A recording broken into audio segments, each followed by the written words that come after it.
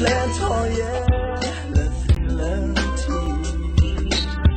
Good night, yeah, let's feel it.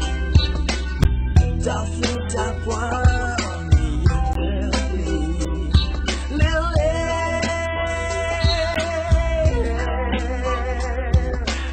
So good, don't care about the night.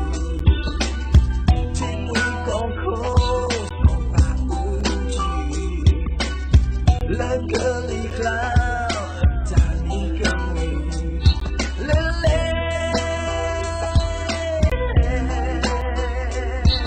What do I want to do? What do I want to do? What do I want to do? What do I want to do?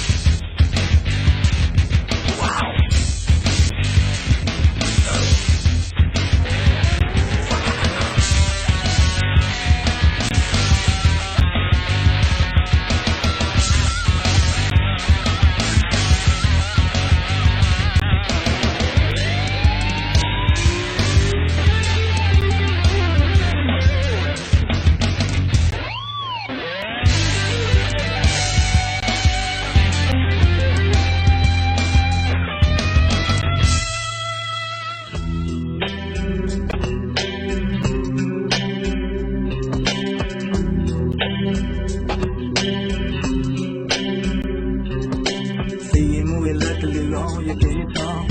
See you moving like she gone wrong, you can't talk.